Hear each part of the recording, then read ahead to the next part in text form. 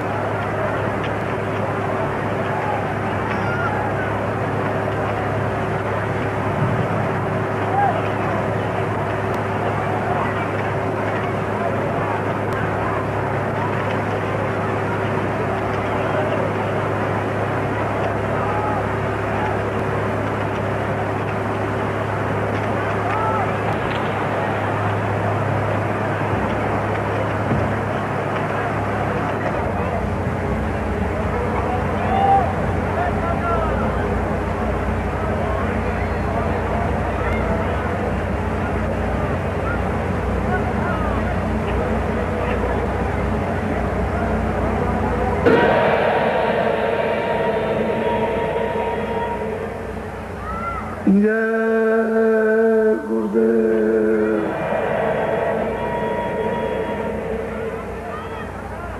जय गुरुदेव।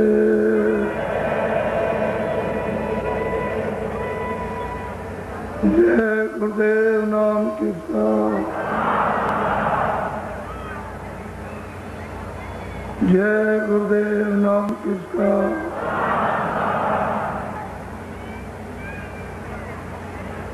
जय गुरुदेव नाम किसका।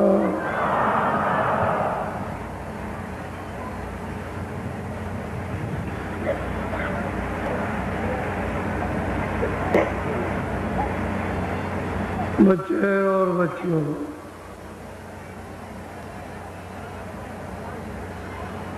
आपका गृहस्थ आश्रम है।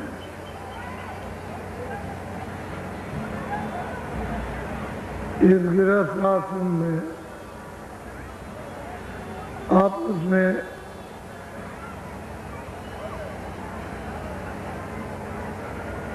क्रोध ज्यादा मत किया करो। क्रोध चांडाल का राक्षस देवता है। सवार हो जाएगा तो बुद्धि कुछ भी नहीं करेगी, बुद्धि को नष्ट कर देगा। उससे अच्छा ये है कि पति कुछ पत्नी से कहे तो पत्नी को चाहिए चुप रहे। वो दो चार बार बोलेगा, जब पत्नी कोई जवाब नहीं देगी तो चुप हो जाए। और पत्नी जब नाराज हो जाए तो पति को चाहिए कि घर में परेशानी की वजह से नाराज है, हमने वो कुछ नहीं कहा, चुप हो जाए तो क्रोध ठंडा हो जाएगा और घर में आपस में प्रेम से रहोगे। दुख सुख गृहस्थी में अपने कर्मानुसार प्रारब्ध के अनुसार आपको जो मिला है कम बेसी उसी में सब्र, उसी में बर्दाश्त करो कि मालिक ने ये जो कुछ दिया है बहुत, इसी में अपना गुजारा करेंगे। और नया काम अच्छा करो, कोई बुरा काम मत करो, अच्छा करो, तो तुम्हारी फिर कभी दोबारा मनुष्य शरीर में आना हुआ तो प्रारब्ध अच्छी बन जाएगी, तो आपको शारीरिक सुख सुविधा प्राप्त हो जाएगी। और जब तुम करोगे ही नहीं और प्रारब्ध में सुख सुविधा है ही नहीं तो फिर क्या कर सकते। इसलिए गृहस्थी में प्रेम से मेल जोलते कि हमको रहना है, बर्तन है, खटपट हो गए और थोड़ी देर के बाद। इसी तरह से गृहस्थी में यात्रा पूरी होती है, नहीं तो गृहस्थी की यात्रा बड़ी खराब है। वैसे ये आश्रम सबसे अच्छा, अगर ना समझे ये आश्रम सबसे खराब, समझ गए तो सबसे खराब। इससे बढ़ करके कोई आश्रम नहीं, क्योंकि इस आश्रम में हजारों बुराइयों से आप बचे रहते हैं और चारों तरफ से घिरे रहते हैं और नहीं सब सर्वनाश है। तो थोड़ा सा घर गृहस्थी में पति पत्नी, सास ससुर बहू थोड़ा सा विचार। अगर सास ससुर कहते हैं बहू चुप और बहू कुछ कहते हैं तो सास ससुर कुछ ना बोला, अनसुनी कर दे तो मामला सब ठंडा और प्रेम से बोलेंगे सब खत्म। और हर वक्त गुस्ताखी रखेंगे नाराज तो मामला तो गर्म है, वो तो गर्म तवा, उसमें हाथ रखो भी जल जाए। तो गृहस्थी के तौर तरीके, ढंग ढांचे, उसकी व्यवस्था के अनुसार आपको रहना चाहिए। और जो लोग सुमत से रहते हैं सुखी है, और हुकूमत में चाहे जितना धन धाम हो बर्बाद हो जाए, तो सुमत से। और इसी सुमत से ये जो रास्ता पा जाओगे तो वो थोड़े ही से चंद मिनटों में उसी में तुम्हारा काम हो जाएगा, उसी में वचन बन जाएगा, ध्यान बन जाएगा, उसी में सब तुम्हारे विकार ये भी तुम्हारे मूर्छित हो जाएंगे, सो जाएंगे, और जो कुछ जमा किया होगा वो भी साथ होगा। तो ये जीवात्मा जाग जाएगी तो इसका भला हो जाएगा। और नहीं तो झगड़ा झंझट करोगे तो एक सेकंड वजन नहीं कर सकते। तो ये बातें हैं जो घर गृहस्थी में पहले बड़े बूढ़े बता के तैयार रखते थे, सब लोग इसका पालन करते थे। अब ये महात्माओं को समझाना पड़े तो उनका वक्त खराब होता है, वो फिर भजन ध्यान की पूरी बात आपके सामने नहीं कर पाते, आप फिर इसके लिए रोते रहते, तो उनको ये सब कहना पड़ता। कल आपको ये बताया कि सूरत में जो दोनों आंखों के बीचों बीच में मध्य में बैठी है, वैसे तो महापुरुषों की कृपा हो गई, उन्होंने यहाँ से उसको जगाकर नाम से जोड़कर और ऊपर ले गए, सब कुछ दिखाते गए, कुछ बाकी नहीं रखा। ईश्वर से भी मिला दिया, सब कुछ दिखाया, ब्रह्म से भी मिला, सब कुछ दिखाया, पार ब्रह्म से मिला, महाकाल, और सब कुछ दिखाकर वो सत्य देश है, वो जो सच्चा प्रीतम है उसके पास पहुंचा दिया। अब वो प्रश्न करती है कि इनका क्या होगा। ये जो और बहुत से जो मनुष्य जीव जो मनुष्य पा चुके इनके लिए तो सबकी शंका निवारण करना एक प्रश्न होता है, एक और लाखों करोड़ों का लाभ हो जाता है। तो उसने पूछा आप कौन है, कहाँ के हैं,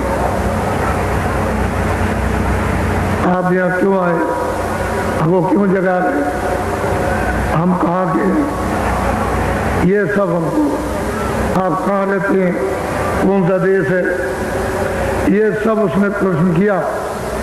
और उन्होंने कहा कि आप नरकों में हैं, 84 में हैं, कि आप यहाँ मृतलोक में, कि स्वर्ग वैकुंठ में, कि आप इंद्रपुरी गंधर्व लोक में, या शिव मुकाम में, विष्णु में, या सूर्य लोक में, चंद्रलोक में, कहाँ पर आप, या आप सर्वत्र जगह सब जगह रहते, सब उसने पूछा और सबका उन्होंने उत्तर दिया। यानी कोई किसी तरह की उन्होंने उसकी संख्या में औरों की संख्या में कमी नहीं है। अब वो सूरत पूछती है कुछ और, जानना चाहती है, और वो इसके बारे में असली चीज इसको बताना चाहती है ताकि इसके द्वारा सबको मालूम हो जाए।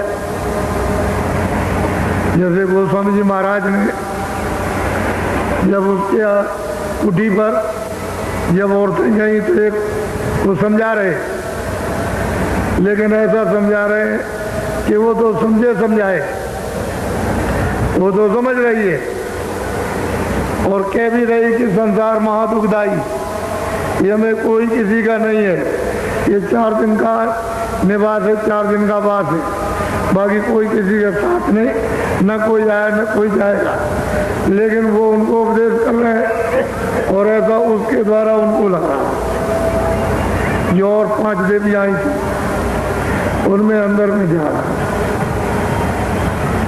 उपदेश किया है ऐसा कि हम उसको कर रहे हैं, लेकिन उनको उपदेश हो रहा है, उनसे नहीं कुछ कह रहे, उनको कुछ नहीं बता रहे, उसको बता रहे। ये होता है कि जरूरत पूछती अपने लिए, लेकिन लाभ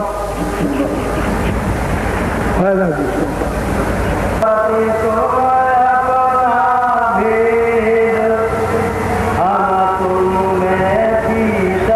अब वो कहते हैं कि देख सूरत,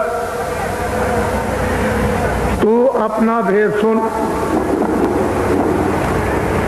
तेरा भेद क्या था कि तू मुझ में थी, अभेद कोई मैं था, मुझ में थी, अभेद थी, कोई भेदभाव नहीं था। मेरा रूप था, मेरा आनंद था, मेरी शक्ति थी, मेरा ज्ञान था, इससे तो अलग कुछ ही नहीं।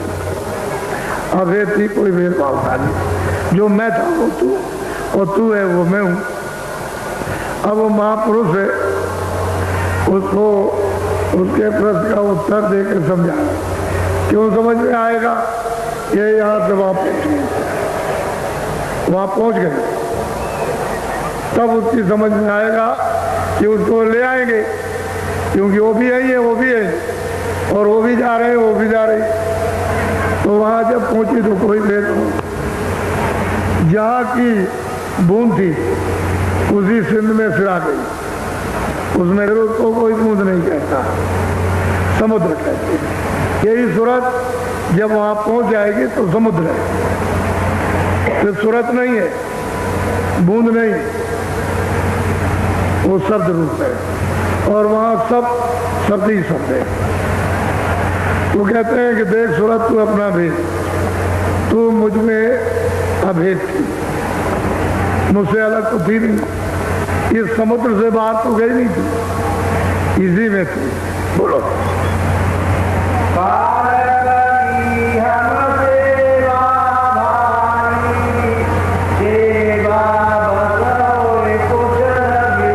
अब वो कल तो बता दिया था कि भाई इस तरह से सतपुरुष को स्थापित किया सतलोक में, और वहाँ से 2 धाराएं, और जंजरी द्वीप में यानी सैदल कमल में आकर के वो बैठ गए। यहीं से त्रिलोकी की बैठ करके रचना की है। तो कहते हैं कि उन्होंने जंजरी द्वीप में सैदल कमल में इन्होंने सबने तपस्या की, अपनी अखंड कर रहे, ईश्वर भी कर रहे, ब्रह्म भी कर रहे, महाकाल, और जो 12 गुप्त जो सतपुरुष के पुत्र हैं वो सब के सब अखंड उसी सतपुरुष का सब ध्यान कर रहे हैं।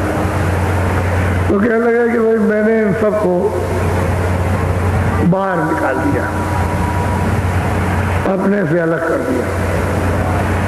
इन्होंने फिर तपस्या की, सेवा की, अखंड ध्यान किया, तो मैं इनकी सेवा से इनके ध्यान से हे सूरत मैं प्रसन्न हो गया, सेवा खुश हो गया। अब सेवा बस अगर खुश हो जाए कोई तो आप जमीन भी दे सकते हो, मकान भी दे सकते हो, धन भी दे सकते हो, राजपाट भी दे सकते हो, जो चाहो सो दे सकते हो। क्यों कि किसी ने सेवा की हो सब तो सब कुछ दिया जाता। अब इसको कोई क्या रोकेगा? अब उनकी इच्छा थी, उनकी मौत की मर्जी थी, उन्होंने अपने से अलग किया, इन्होंने सेवा की। और थोड़े दिन नहीं, कितने अनगिनती सतयुग त्रेता द्वापर, कितने कल बीत गए, तब तो वो अखंड ये सब सतपुरुष की सेवा करते रहे।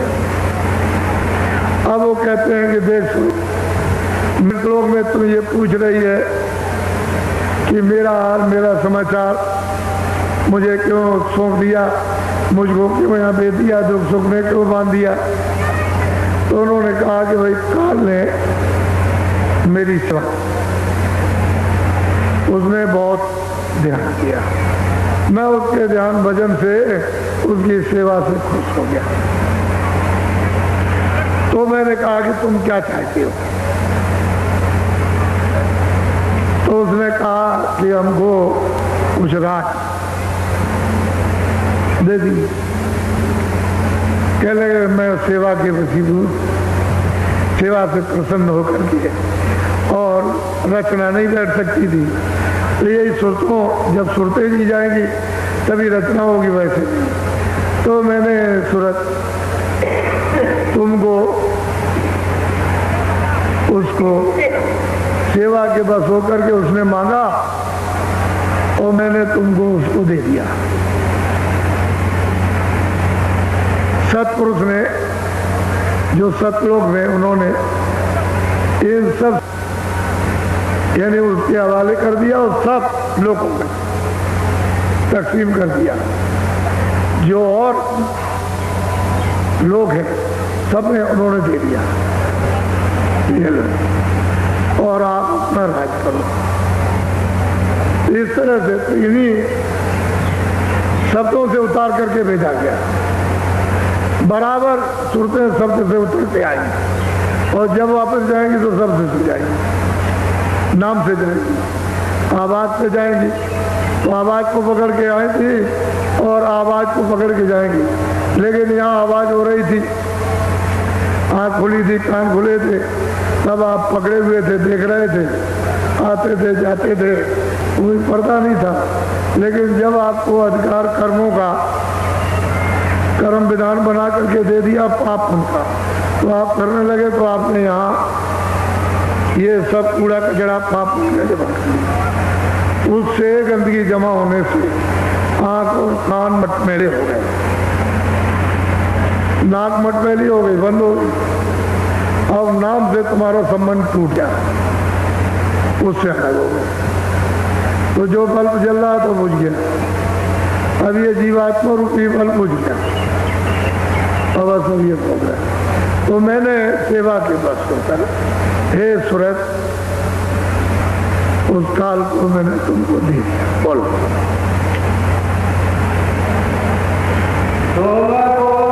आप नीचे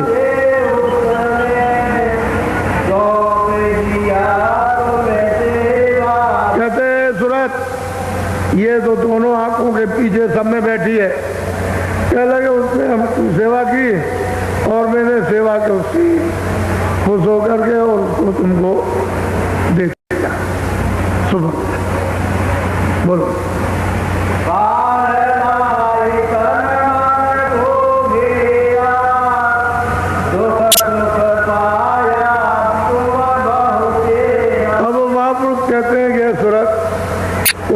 करके ले आया, मसाला मिला करके उसने शरीर बनाया और इसमें उसको बंद कर दिया।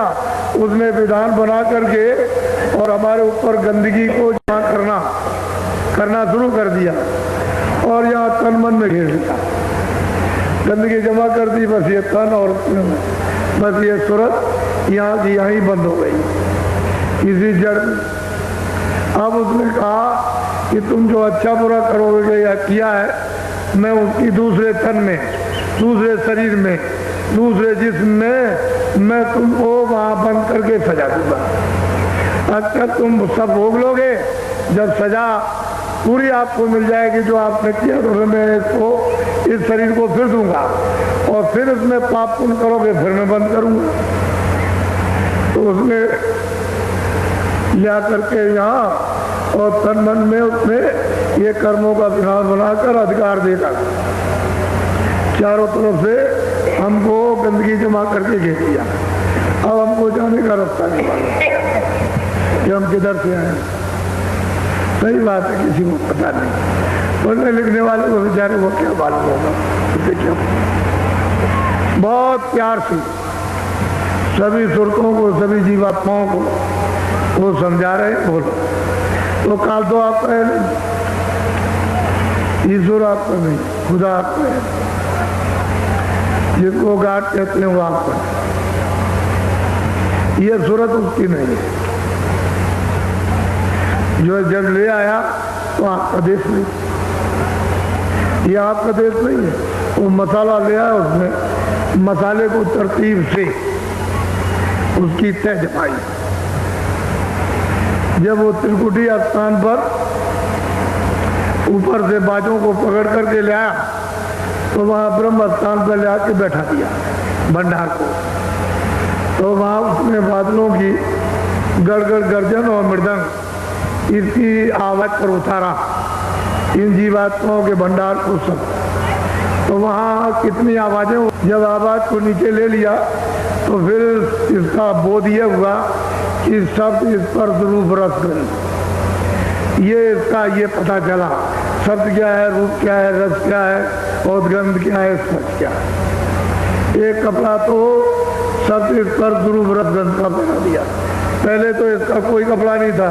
पहले तो सूरत जब ऊपर आई ब्रह्म स्थान पर तो ये शब्द रूप थी। जब उसने ब्रह्म ने अपने शब्द पर इस सूरत को उतारा तो फिर ये उसको बोध हुआ कि ये शब्द है, ये स्पर्श है, रूप है, ये रस है, ये गंध है।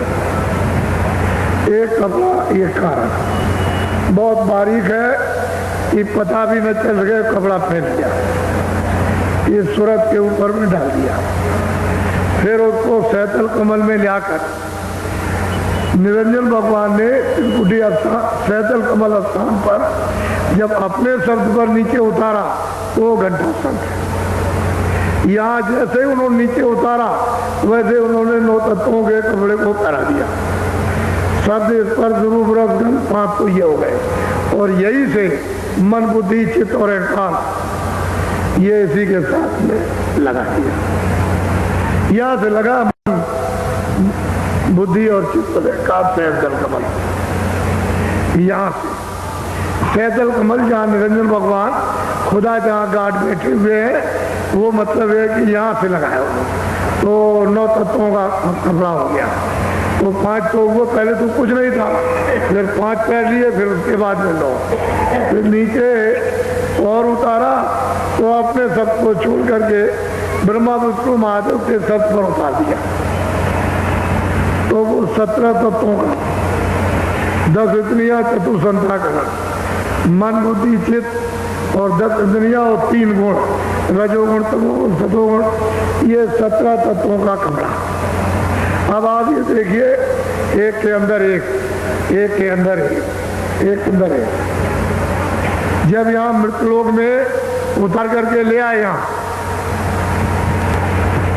तो उन्होंने 5 तत्वों का बताया, जल पृथ्वी अग्नि वायु आकाश, ये 5 तत्वों का है। इसके अंदर 17 तत्व, उसके अंदर 9 तत्व, फिर उसके अंदर 5 तत्व।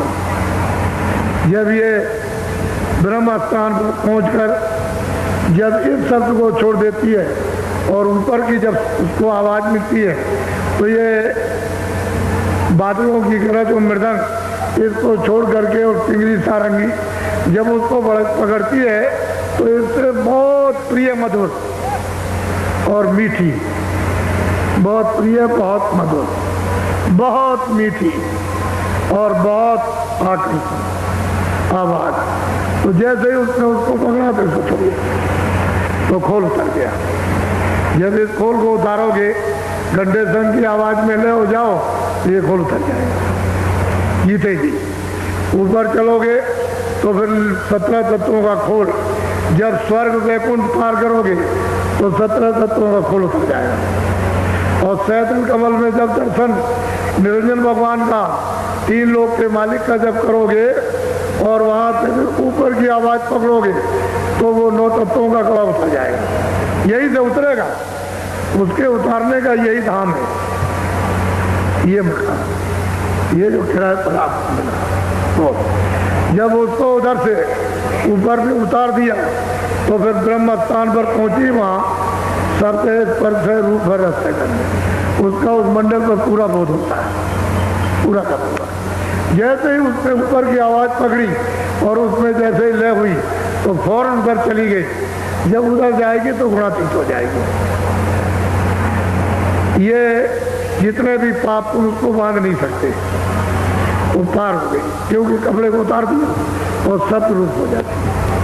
जो ये बैठी हुई सत्य रूप उधर से आएगी, इन सब कपड़ों को पहनती आएगी, उन्हीं में होकर के आएगी, लेकिन अब कपड़ों का आवरण नहीं रहा, खाली इस खोल पर बैठी है। बीच में अब खोल रही है, खोल खत्म हो गए, लिंग शरीर भी खत्म हो गया और सूक्ष्म शरीर भी खत्म और वो में और ये भी खत्म हो गया, क्योंकि इसमें बीच में तो कोई पर्दा नहीं, सामने यहाँ से वहाँ तक साफ, कुछ नहीं, कोई रोक टोक। इसलिए गोस्वामी जी महाराज ने रामायण में कहा है कि सतयुग जोगी सत्य क्या, जब जीवात्मा के गर्भ में 5वें महीने में की गई इस फूल पर, तो उस समय पर नाक खुली थी, कान खुले थे, नाक खुली थी गर्भ में, ये सब बातें सुनते थे। यही अंदर माँ के गर्भ में बैठ करके सब देखते, पूरा का पूरा पर्दा सबका सब खुला हुआ था, अंदर से कोई पर्दा किसी भी मंडल पर बंद नहीं।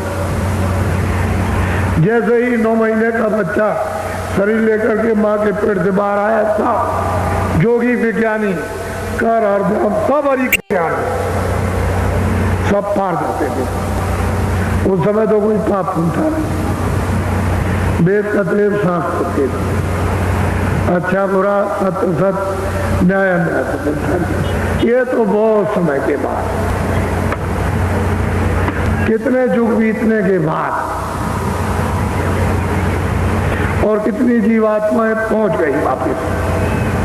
जिनको लेकर के आए थे वो बहुत चली गई वापिस, तब तक कोई बंधन नहीं था। फिर उन्होंने देखा कि सब निकल जाएंगे और हमने तपस्या की मांग करके ले आए तो ये सब चले जाएंगे, तो हम राज किस पर करेंगे। तब उन्होंने अपनी शक्तियां पैदा करके और फिर उनसे तपस्या कराई, समाधि लगवाई और समाधि में उनको देववाणी सुनाई और फिर उनसे कहा कि जो हम बोले वो लिखो। तो जो जो आवाज बोलते गए, दर्शन तो उनको लिखने वालों को हुआ ही नहीं, जो बोलते गए वो लिखते। उस समय कागज तो था नहीं, तो भोजपत्र पर लिखा, छाल थी, उस पर 4 वेद 1 लाख श्लोक, उसमें 80,000 कर्मकांड, 16,000 उपासना कांड और 4,000 के कांड 1 लाख श्लोक है। उससे ज्यादा ही खंड उन्होंने जरूर 4 बना दिए। ये उन्होंने लिखवा करके और पूरा प्रचार उस समय पर करवा दिया कि देखो ये विधान हमारे लोग का बन गया और सबको अधिकार पूरा पूरा ये विधान जो बनाया उसका दे दिया जाएगा कि जो तुम चाहो सो करो, पाप भी करो, पुण्य भी करो, अच्छा भी करो, बुरा भी करो, मारो भी, अच्छा भी करो, जो आपकी इच्छा हो उसको इंद्रियों से, आँख से, कान से, हाथ से, पैर से, मन से, बुद्धि से जो चाहो और जो तुम करोगे अपना अपना भोगो। ये तिथि और तारीख है, इसके बाद पुण्य भी लगेगा और पाप भी लगेगा। बस जब अधिकार तिथि तारीख रखकर जब निकल गई और आपने पुण्य और पाप किया, बस ये लग गया, बेड़ी पड़ी। पहले तो कोई बेड़ी नहीं थी, कोई शरीर नहीं था, न ऊपर का था न नीचे का था।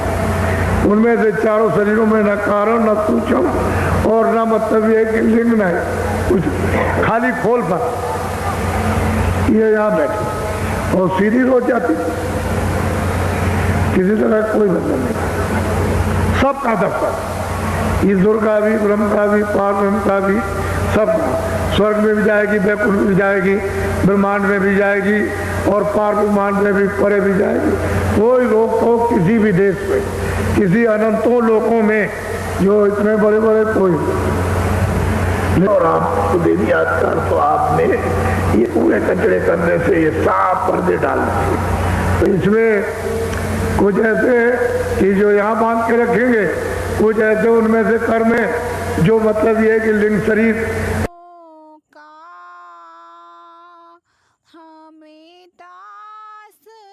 पर मतलब ये पर्दा पड़ जाएगा, फिर कुछ ऐसे सूक्ष्म शरीर पर, फिर उसका कारण शरीर पर। तो जीवात्मा इन चारों शरीरों में बंद कर दी जाएगी, यहाँ से वहां। इससे निकलो तो उधर बंद, उससे निकलो तो उधर बंद, उससे निकलो उधर बंद, तो मतलब उधर जा ही नहीं सकते। अब ये रात वहां को मालूम नहीं, ये तो नहीं। लेकिन जो कलयुग में 700 वर्ष के अंदर संत वहां से भेजे गए, वो आते हैं सबका, उधर का हाल इधर का हाल, आते भी सब हाल, जाते भी सब, आते भी ये सब जानते हो, जाते भी सब जानते, और कोई चीज छूटती नहीं है ना। जब वो मिलेंगे तब बताएंगे कि इनकी ये स्थिति है, इनकी ये गति है, इनकी ये पहुंच है, इनकी ये शक्ति है, इनका ये काम है, इनका ये गुण है, इनका ये गुण है, इनका ये गुण। ये बेचारी जब सूरत भूल गई तो क्या, और जब ये आई थी तब तो फिर क्या पूछना।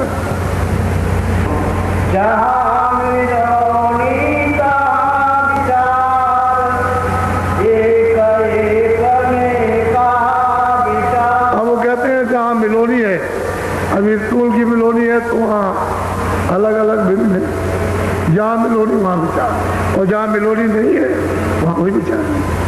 तेरे घर में कोई मिलोनी नहीं, तुम वापस चल अपने घर, आनंद सुख से रहे, और सुख का सुखा था सागर। अब यहाँ पड़ी ये देख लेते, तो जिसको पहुंचा दिया वही प्रश्न कर रहे हैं, और वो आपके लिए। ये बेचारे आएंगे तो इनको भी मैं कहाँ का रहने वाला। महात्मा क्यों आते हैं? इनको लाभ होगा। वो क्या करते हैं? जीवों को आके जगाते हैं, नाम से जोड़कर, और वापस ले जाते हैं, आपको पता ही नहीं चलता। बोलो। हमारे देश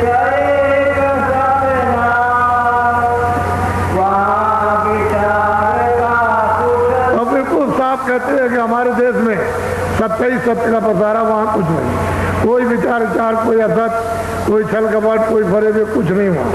तुम वहाँ के रहने वाले चलो, चलो सुरतो वहाँ। ये जीवात्मा है वहीं से आए, अपने सदैव से यहाँ पर। अब ये फंसे ये हालत होगी। कितना भी समझाओ, कितना भी बताओ, अरे जल्दी करो, देर मत करो, मनुष्य किराए का मकान है, अरे बच्चों जाने वाला है, जब शरीर से जीवात्मा निकाल दी जाएगी, खेती दुकान दफ्तर राजपाट धन दौलत, अच्छे बच्चे कच्चे सब छूट जाएंगे। हम भी यही कहते हैं कि हम किराए का मकान है, ये मेरा मकान नहीं है, किराए पर उन्होंने दिया, कहा कि भाई तुम अपना काम कर लो और मेरा मकान तुम तैयार रखो देने के लिए, शुद्ध साफ देना। तो हम क्या ले जाएंगे, क्योंकि ये तो किराए का, ये सामान अपना तो है नहीं है। ये तो उसने कहा कि देखो मेहनत मशक्कत करो और जो कोशिश बटोर बटार कर अनाज सब्जी फल ले आओ, इसकी मलम पट्टी कर दो युग के मुताबिक। सतयुग में दूसरा भोजन, त्रेता में दूसरा, और द्वापर में फिर और तीसरा, और कलयुग में अलग। तो इसकी मलम पट्टी करो, इसको नहीं रोकी रखो। लेकिन वास्तव में हकीकत यह है कि किराए का मकान है ये जाएगा। तो इसी ने तो सब चीजें इकट्ठी की हैं। जब ये मकान खाली हो गया, सामान तो ये पड़ा, ये आपको समझाने की जरूरत, तो मैं तो कुछ ले नहीं जा सकता, तो आपसे ये कहूं कि आप ले जाओ। ये आपको भी समझाना कि जब मैं कुछ नहीं ले जा सकता हूं, तो आप यहाँ से कुछ नहीं ले जाओगे, इसलिए आप अपने देश में चलो, अपने घर में चलो। वो तो खुद ही कहते हैं कि इनको पापों से बचाओ। अब मैं क्या करूं, मैंने तो विधान बना दिया, अब मैं उसको पलट नहीं सकता हूं, लेकिन इनको रोको और ये कोई पाप पुण्य न करे और ये धीरे से अपनी सफाई करा करके चले जाएं। तो वो तो कह रहे हैं, लेकिन अब क्या करें, विधान बना करके अब पलट नहीं सकते। अब तो महात्मा आते हैं। सारे विचार इन धोखा खाया, बूंद माई जाए। बस कहते हैं कि विचार जहाँ मतलब माया के जाल में आए, बस विचार इन्होंने सबने धोखा खाया और बूंद के बूंद में फिर चारों खानों में फंसे रह गए। उधर अपने घर में, अपने सिंध में, अपने अपने प्रभु के पास कोई नहीं जा सकता, सब यही फंसे। तो आपको उत्तर मिल गया। मुझे तो सिर्फ इतनी ही बात आपको बतानी है कि मैं कोई अपनी तरफ से नहीं कह रहा हूँ। और भी महापुरुष समय समय पर आए, उन्होंने भी कहा, लेकिन ये किताबें उन्हीं के काम आएगी जो उधर आता जाता। जब तक आने जाने वाला नहीं मिलेगा तब तक इन किताबों का प्रमाण कोई नहीं दे सकता। जो उधर आएगा जाएगा और उधर देखेगा, जिसकी जीवात्मा जाग जाएगी, जो उधर उन पदों को जो प्राप्त करेगा उन लोगों को, वो तो इन किताबों का प्रमाण दे सकते हैं, बाकी कोई नहीं दे सकता कि उनके पास तो मतलब ये ज्ञान है, वो आध्यात्मिक ज्ञान नहीं है। तो ये तो झगड़े वाला ज्ञान है, तो झगड़े वाला इसमें क्या समझ में आएगा। ये तो कोई साधना तो आपने की नहीं, और वो साधना का आध्यात्मिक ज्ञान है। ये बहुत अच्छा। बच्चे और बच्चियों, ये आज गुरु पूर्णिमा का दिन है। हिंदुस्तान में लोग इस गुरु पूर्णिमा के यानी उत्सव को इसलिए मनाया करते हैं कि हमारे गुरु हम पर दया करें और हमारी आत्मा को जन्म मरण 84 से बचाए। इसलिए लोग यानी पूजा करते हैं और उनसे आशीर्वाद चाहते हैं। ये बहुत दिनों से ये उत्सव गुरु पूर्णिमा का, पूनम का चलता चला आ रहा।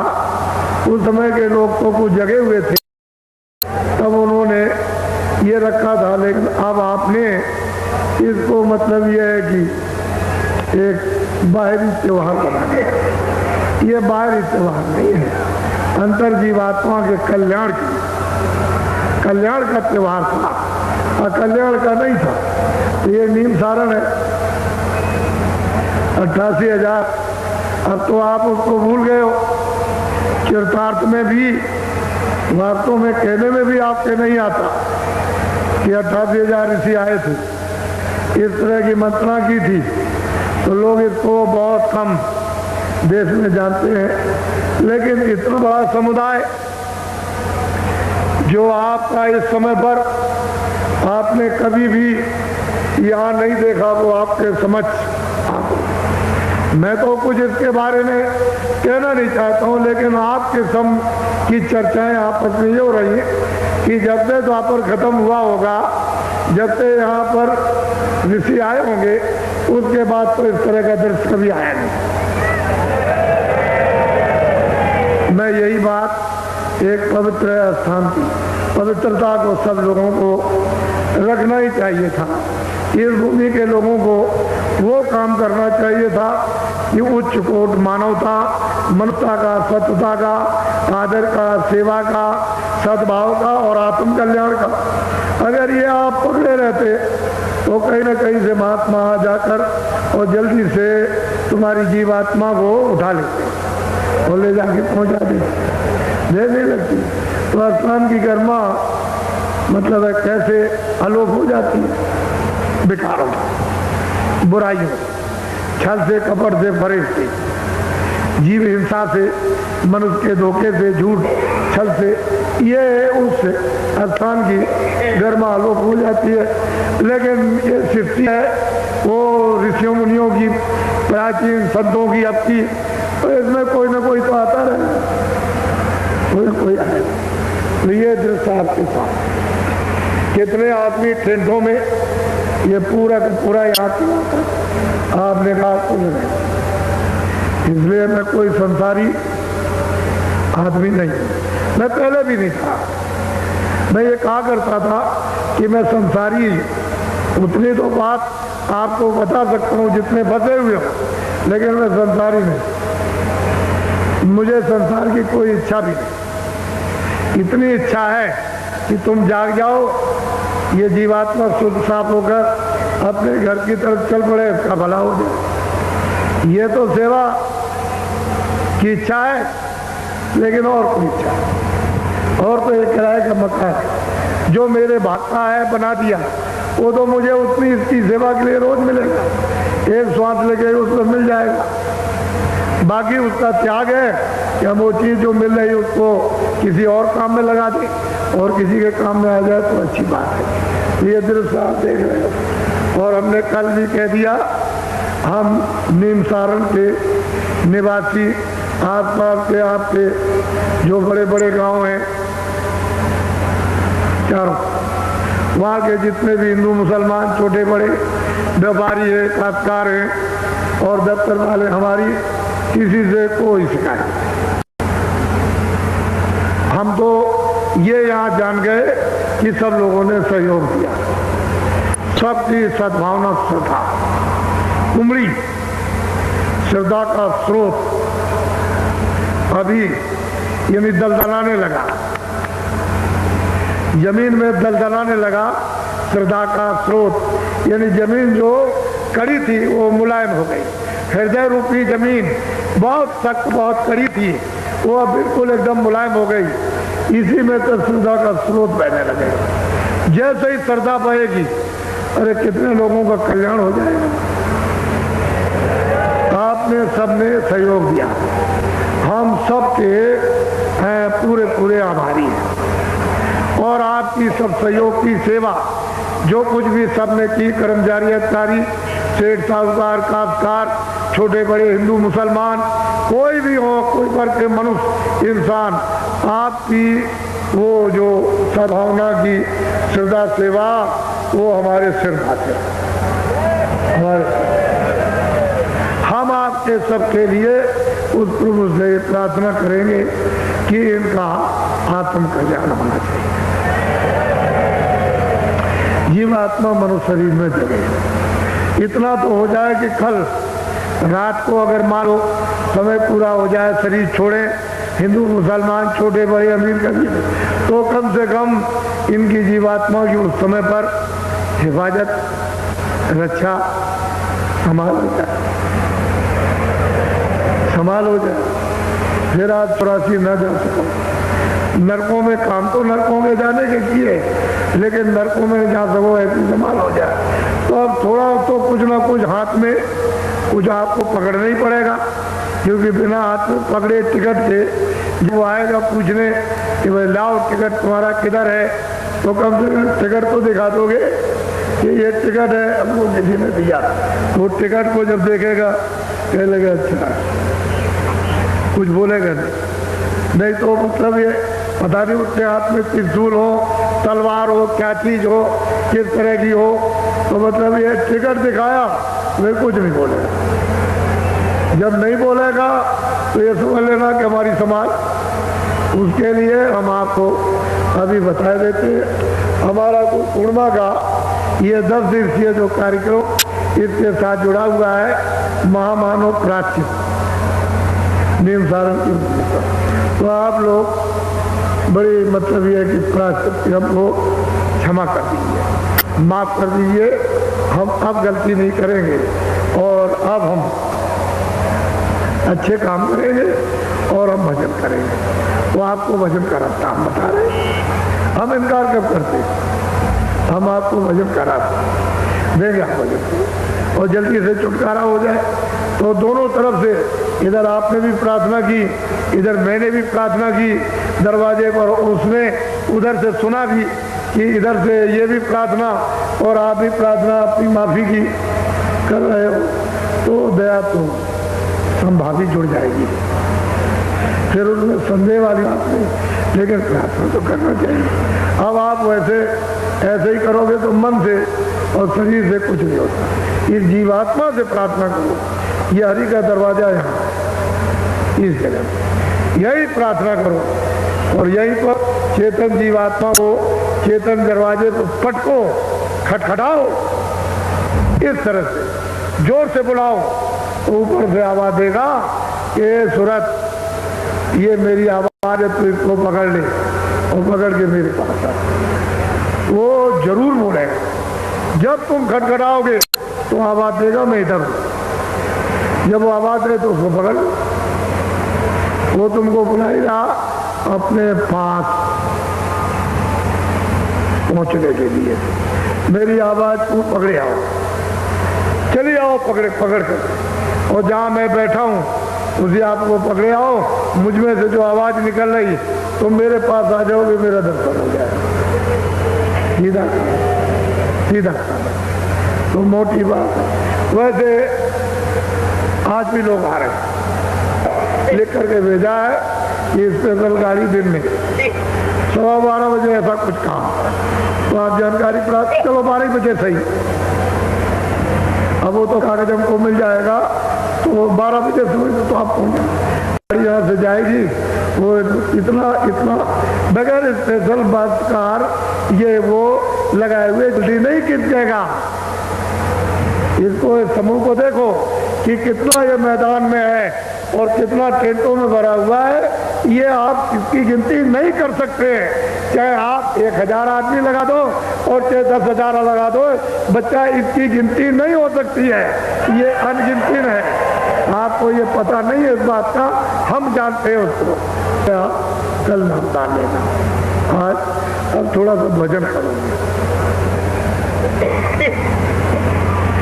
एक थोड़ा सा कपड़ा, अभी तो यहाँ तो कैसे भी करो, लेकिन ऐसे करो। आँख भी दोनों ये बाहर की बंद करना और दोनों ये उंगलियां कान में। ये जीवात्मा बैठी हुई है दोनों आंखों के ये मध्य में, सेंटर में, दरमियान में। उस जीवात्मा में एक कान है, उस जीवात्मा में एक नाक, उस जीवात्मा में एक आंख। शरीर में 2 आंख, 2 कान, 2 नाक। अब आपको ये पता चला कि 3 आंख है, 3 कान है, 3 नाक। आपने कभी भागवत या कभी रामायण या कभी और कथा वार्ता आपने सुनी, किसी ने आपको बताया कि 3 नाक है और 3 कान है? कुछ नहीं, कोई दिक्कत नहीं। वो जीवात्मा में चेतन आंख, चेतन कान और चेतन नाक, वो सतलोक से जब अभेद में थी तभी इसमें आंख और कान और नाक, और जब वहां से आई तो लेकर के आई। ये तो जब इस पर पर्दा नहीं था तब तो इसकी आंख और कान और नाक खुली हुई थी, तभी तो जाती थी। और अब इस पर पर्दा आ गया तो आंख और कान और नाक बंद हो। ये बाहर के आंख और कान, ये नाक बंद हो जाए तो बाहर के आपको कुछ दिखाई सुनाई देता, तो आपको कुछ नहीं करना। जिनको नामदान नहीं मिला, ऐसे जो जमीन पर बैठे हो, सबके लिए समझाएंगे। ये ऐसे हाथ रखना, आराम, ये आंख बंद करना, धीरे से दोनों उंगलियां कान में डालना। ये जीवात्मा बैठी हुई है, इसमें तीसरा कान है। इसके चारों तरफ मन बुद्धि चित्त यही बैठे हैं, चारों तरफ घेर करके उस जीवात्मा को, सूरत को यही कानों के साथ यानी रोक करके रखना और ऊंचा ध्यान देकर ऊपर की। तो तीसरा जो कान है वो अंदर से, क्योंकि ये इधर बैठी है दरवाजे पर। इस शरीर में ये रूह, ये जीवात्मा सूरत नहीं है। ऐसे करो तो इधर बैठी, ऐसे करो तो इधर, लेकिन ये जो आकाश है वो यहीं तक है। ये 2 आंखों का, 2 कान का और 2 नाक का, लेकिन जीवात्मा इसके ऊपर बैठी है। इसमें 1 आंख है, 1 कान है, 1 नाक है। तो इसी के ऊपर से देखो, इसी के ऊपर से सुनो, ऊपर से जमीन से आवाज आ रही है। ऊपर सुनाई क्यों नहीं देता कि यहाँ कर्मों की सब गंदगी जमा, तो इसको दबा लिया, आंख भी बंद, कान भी बंद, नाक भी बंद। अब वो इसलिए नहीं सुन पाती है कि आंख और कान, नाक बंद, गंदगी के कारण। अगर ये सफाई हो जाए तो सफाई देने लगे, दिखाई देने लगे, सूंघने लगे। ये सफाई हो जाए, सामने ही तो भर गए, सीधा सामने शुरू हो जाता है, सामने ही स्वर की रचना शुरू होती है। लेकिन जितना वो हृदय है उतना ही तो गंदा है, तो हृदय बड़ा भारी आकाश है, ये संसार के आकाश से बड़ा। ये आकाश जो आप सारे संसार का कुछ नहीं है, ये आकाश बहुत बड़ा आकाश है। इसमें ये बैठी हुई कूड़ा कचरा जमा, इसी को साफ करो सामने। तो आप लोग थोड़ा सा, जो नए लोग जिनको नामदान नहीं मिला वो सुबह मिल जाएगा, लेकिन ये तो कम से कम समझो कि मेरे पास तीसरा कान है, इन 2 कानों को छोड़ करके। तो ऐसे बैठ कर जब मैं कहूँगा कि आंख और कान खोलो तब खोलना, जो इक्के दुक्के अगल बगल में कोई खड़े हो, निज अपना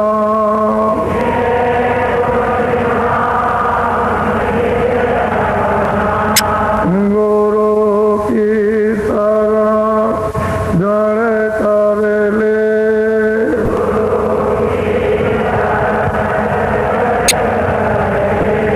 विनायक का नहीं करना,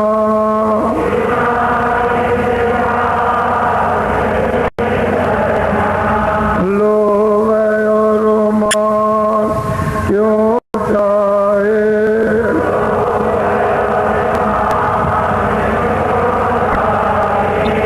पड़ेगा फिर तुझे देना,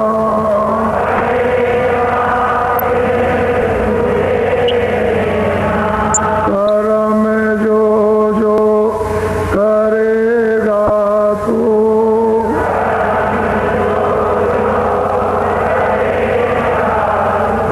वही तेरे वो ना भरना,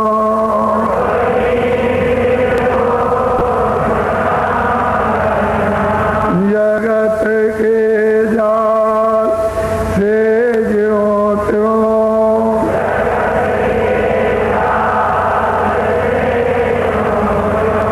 हटो मर्दान की